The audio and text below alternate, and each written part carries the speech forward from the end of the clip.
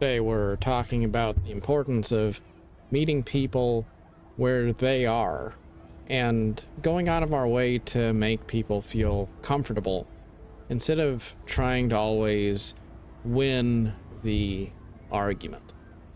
Sometimes it's easy to feel like we want to be right, and sometimes we are right. Sometimes the truth prevails, and no matter how much you try to be inclusive of other people's perspectives, you're just right.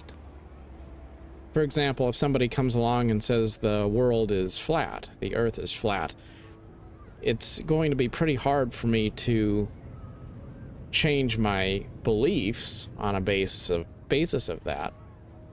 But does that mean that I can't hear them out? Does it mean I can't respect them? Does it mean that I have to try to evangelize my point of view? Not really. I like to use the Santa Claus analogy and say, well, what if you encounter a kid who believes in Santa Claus? What's the right thing to do?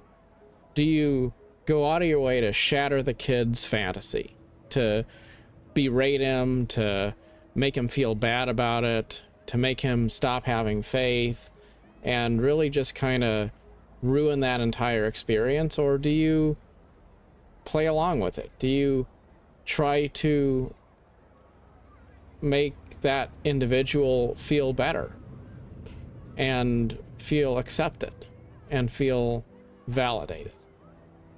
The truth is that sometimes there's things more important than the cold, hard truth.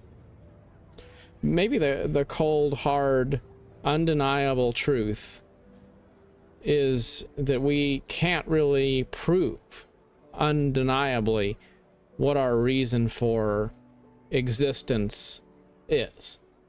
Maybe the truth is that despite all of our efforts to answer that question with science, with religion, with faith, with philosophy, it all comes up short on some level.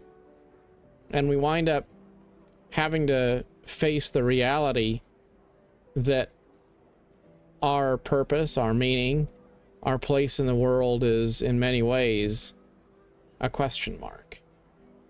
If that's true, which I would venture to say it probably is, then who are any of us to go out and shatter the little snow globes that people have on their mantelpieces that give them a sense of purpose, of cohesiveness, of place and meaning in a daunting and often frightening world?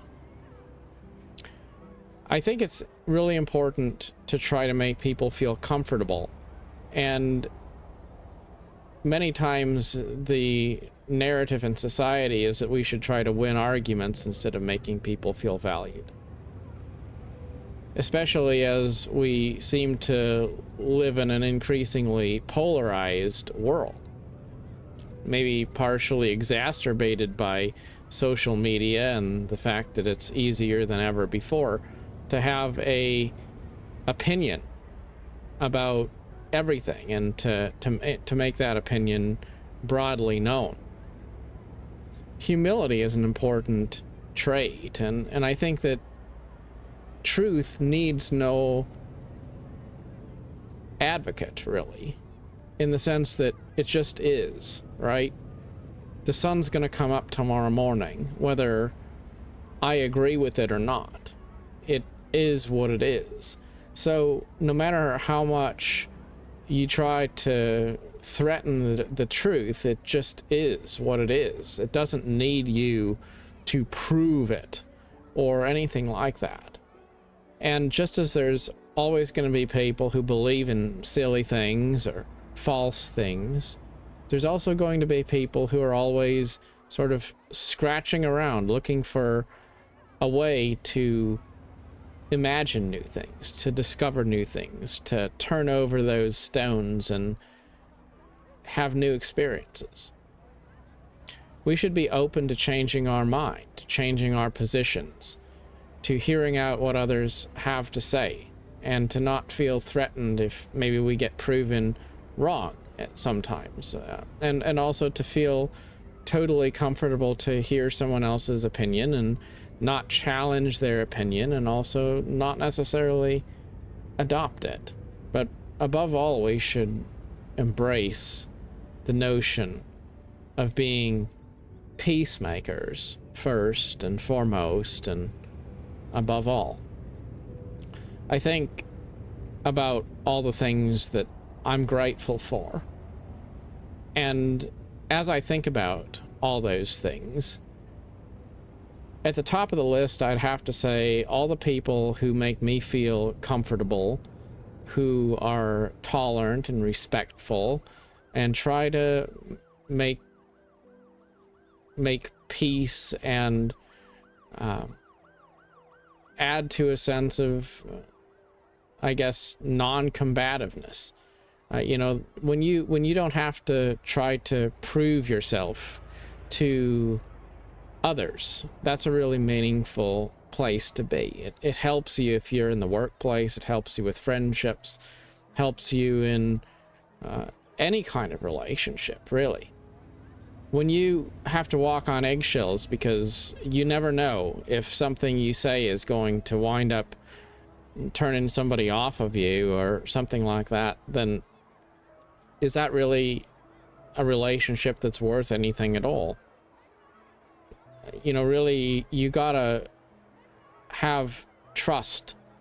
And when you can trust other people, the people close to you, to respect you whether they agree with you or not, and to always have an open mind, that's one of the greatest gifts of all. So the question is, what can we do to put that a little bit more into practice in our lives? I used to play Albion Online, and that was actually one of the first games that I played on this channel. It's a great game. I will always have a sense of fondness for Albion Online, and I wouldn't even go so far as to say that I won't play the game anymore, though I really don't play it anymore. The thing about it, though, is it's a kind of a toxic sort of an environment because it's a full loot PvP MMO where every piece of gear you wear is full loot, drop on death. There's player versus player combat, and there's not really much other content to do in the game. So since there's a sense of real value associated with the items that players wear and have in the game, and since it takes time and effort and risk to acquire items like gear, there's this sort of a toxic competitiveness in the game. It doesn't mean that the players are all bad necessarily, it's just the game is kind of structured. So people are always trying to get ahead at the expense of one another instead of demonstrating good sportsmanship. Instead of trying to improve the experience for everyone, people are always trying to figure out how they can get ahead at the expense of someone else's player experience. And the more I played the game, the more I realized that's kind of an empty goal, and it's also not something that I wanted to have as part of my entertainment routine. Sometimes we have to walk away from those things. It's not because they're bad exactly. It's just because they're not helping us to live the sort of values that we believe in. And it's quite often that we want to fall back on those familiar relationships, familiar pastimes, things that we always used to have and enjoy in our lives. We want to go back to those things because they're familiar. And yet, sometimes those are the things that prevent us from being able to grow and better ourselves. So if that's the case, then we really owe it to ourselves to be able to go out and set ourselves off on a path that's truly our own. So I guess that's the paradox, really. Like, how do you accept other people, make others feel comfortable and valued and heard, not be arguing with folks, not trying to win every debate, but also doing what's right for yourself. Also being contrarian, being able to set off on your own path and not align yourself with any of those perhaps ignorant beliefs that other people have, which are often self-limiting. It's sort of a bit like saying we want to be in the world, but not of the world. To be part of everything going on around us, but not to be completely defined by any of those things. Like, we have to have money to live, but do we have to define our life by the pursuit of money alone? Well, no. Greed is an important part of the human psyche. We have to have a sense of desire to progress, desire to survive. It's part of human nature, and yet if all you're trying to do is to get yourself ahead in a really materialistic way, you're also missing a lot of what makes life meaningful and harmonious and peaceful. As with all things in life, it's really about balance. It's about finding a way to be firm, but also flexible. Sort of like a tree. A tree is always able to bend in the wind, and yet if you go lean up against a big tree, you'll find it's actually quite firm. That's how we ought to be. Not completely rigid, and not wishy-washy either. Firm, accepting, respectful. And in all things, we should always try to do to others as we would wish it be done to us. You know, you can't really get any better than that saying that people will forget everything you do and everything you say, but they will always remember the way you make them feel. So the question is, what are we doing in our lives, in our day, to make others feel more valued, more seen, more respected? And what are we doing that maybe we don't mean to be toxic by, but it's not coming from the right place? And how good are we at honestly judging the content of our own hearts to say, you know what, I guess that attitude I had wasn't all that great, and I'm going to change that. I think it's been helpful to me, and it's something that I think would probably be good for other people to do as well. And that is to take some time, maybe handwritten with pen and paper, and just put down every day the things that you're thankful for, the things that you're grateful for. And maybe start to train yourself to think about people in terms of what it is that you're thankful for about them, instead of what it is that they do that gets on your nerves. You know, like at work, one of my coworkers likes to go and get a cup of ice out of the ice machine in the lounge, and then she comes back to her desk in the office with this big cup of ice and eats the pieces of ice one at a time. And something about it is just obnoxious.